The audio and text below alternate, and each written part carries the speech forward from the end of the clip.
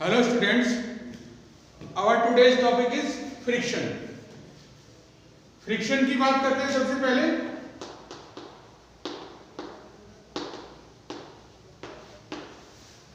We can define friction as a property due to which a force is originate between the two surfaces in contact and this force oppose any relative motion.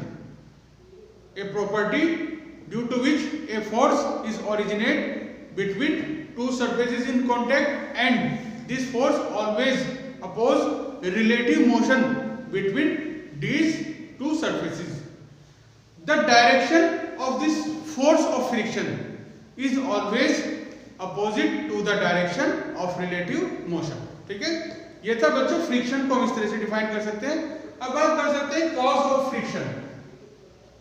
Causes of friction.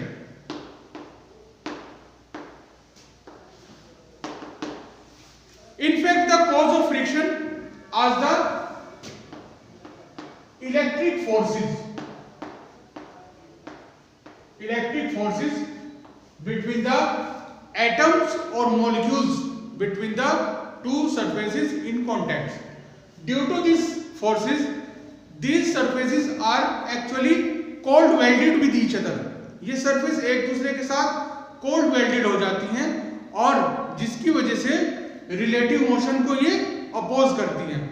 जब surface contact में आती हैं तो electric forces की वजह से, atoms और molecule की वजह से ये सरफेसेस एक दूसरे के साथ रिलेशन बना लेती हैं जिनको हम कहते हैं कोल्ड वेल्डिंग. और अपोजिट जो अपोजिटली एक्ट करती हैं ये रिलेटिव मोशन के और रिलेटिव मोशन को हमेशा अपोज करती हैं. ठीक है, अब ये हो गया कॉजेज ऑफ फ्रिक्शन. अब बात करते हैं types of friction.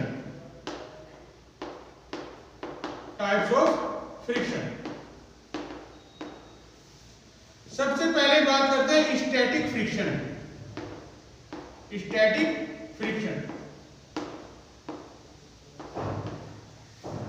This friction comes into play when surfaces are about to move. यानी जब तक सरफेसेस के बीच में रिलेटिव मोशन शुरू नहीं होता तब तक ये स्टैटिक फ्रिक्शन बना रहता है. ठीक है, अब एक्चुअली ये जो स्टैटिक फ्रिक्शन है ये स्लाइडिंग फ्रिक्शन का एक पार्ट है. स्लाइडिंग फ्रिक्शन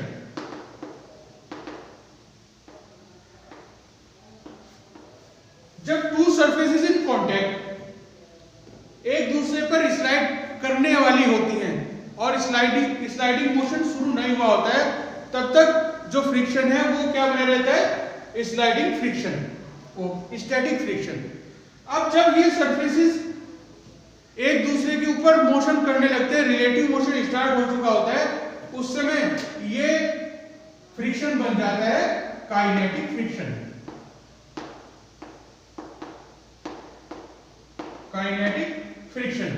ठीक है, अब काइनेटिक फ्रिक्शन स्लाइडिंग फ्रिक्शन तब काइनेटिक फ्रिक्शन में कन्वर्ट हो जाता है जब सरफेसेस एक दूसरे के ऊपर स्लाइड करने लगती हैं. उससे पहले जो फ्रिक्शन की वैल्यू होती है वो स्टैटिक फ्रिक्शन होता है. अब बच्चों एक होता है limiting friction.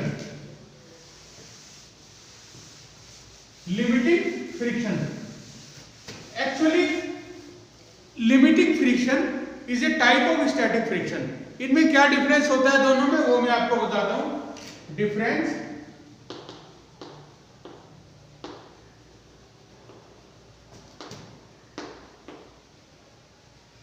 Between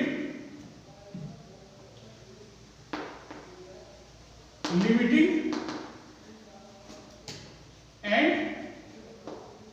static friction.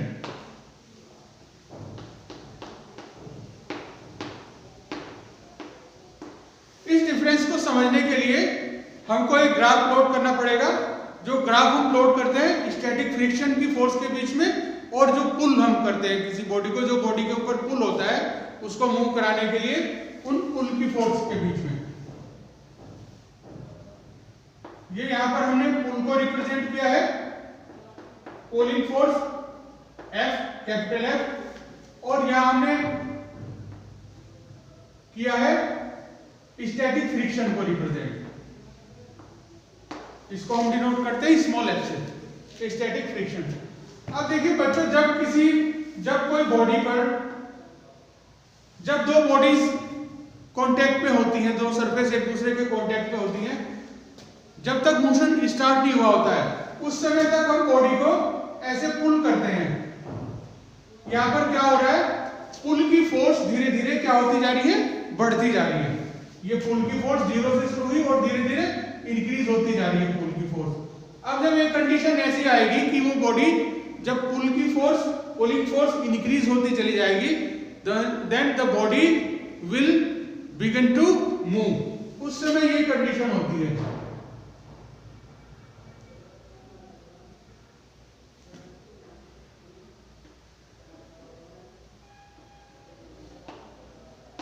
ये यहां तक O से A तक बॉडी पर पुलिंग फोर्स इंक्रीज हो रही है, लेकिन बॉडी मूव नहीं कर रही है।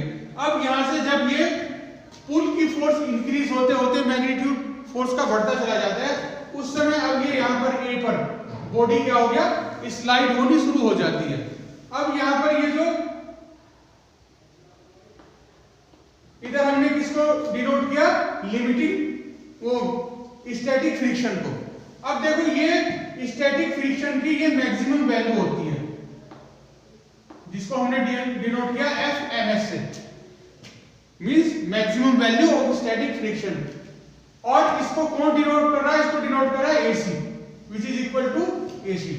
तो ये जो मैक्सिमम वैल्यू है स्टैटिक फ्रिक्शन की, मैक्सिमम वैल्यू, इसी को ही हम कहते हैं लिमिटिंग फ्रिक्शन। अब यहां पर A के बाद ये बॉडी स्लाइड होनी शुरू हो गई। अब इसका फ्रिक्शन स्टैटिक फ्रिक्शन से कन्वर्ट हो गया काइनेटिक फ्रिक्शन में। अब देखिए यहां से ग्राफ से हमको नजर आ रहा है कि kinetic, the value of kinetic friction is lower than static friction. अब फ्रिक्शन की जब बॉडी में मूवमेंट, रिलेटिव मोशन शुरू हो चुका होता है, उस समय फ्रिक्शन की वैल्यू थोड़ी कम हो जाती है। तो इसलिए जो अब ये फ्रिक्शन किस में कन्वर्ट हो गया, kinetic friction, which is denoted by Fk, that is the value of Fk is smaller than Fs। ये Fs डिनोट कर रहा है स्टैटिक फ्रिक्शन को, और जो मैक्सिमम वैल्यू होती है स्टैटिक फ्रिक्शन की, उसको हम डिनोट करते हैं Fms। ठीक है, तो ये आपको क्लियर हो गया what is the difference between limiting and static friction. ठीक है, अब हम बात करते हैं laws of friction. Laws of friction,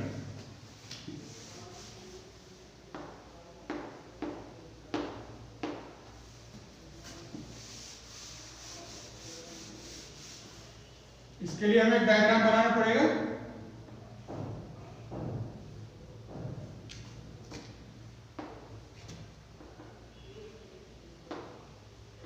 जो पुल फोर्स है वो इस डायरेक्शन में एक्ट कर रही है और इस डायरेक्शन में एक्ट कर रहा है फ्रिक्शन।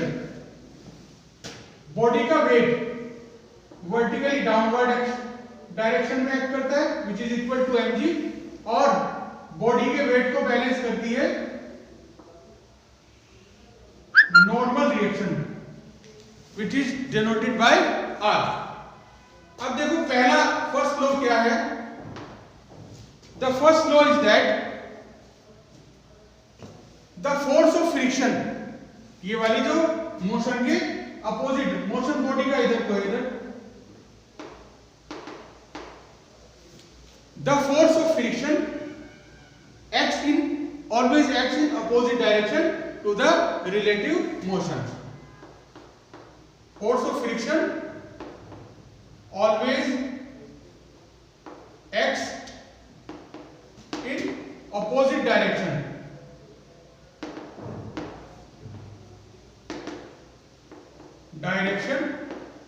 of relative motion। ठीक है, first law. Second law is that the force of friction is directly proportional to the normal reaction, and normal reaction depends on weight of the body.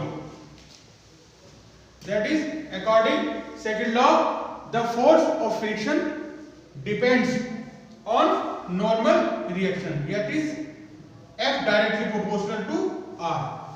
Force of friction directly proportional होती है normal reaction के. Third law, the force of friction between two bodies depends on the nature of the bodies. Force of friction between two bodies depends on the nature of the bodies. That is, if bodies in contact are smooth, then the value of force of friction will be less than when the bodies are rough. यानी rough surfaces के बीच में ज्यादा force of friction लगेगी और smooth bodies के बीच में force of friction की value कम लगेगी. तो इसका मतलब जो फोर्स ऑफ फ्रिक्शन है वो डिपेंड करती है किस पर? Depends nature of bodies in contact. ठीक है. फोर्थ लॉ है, the fourth law, force of friction between two bodies does not depend on the extent of area in contact when normal reaction remain same. जब तक normal reaction में कोई change ना हो उस समय तक जो फोर्स ऑफ फ्रिक्शन है between two bodies does not depends on the area of contact between two bodies. F force of friction not depends on area of contact, area of contact between two bodies. So these were the laws of friction. अब बात करेंगे coefficient of static friction.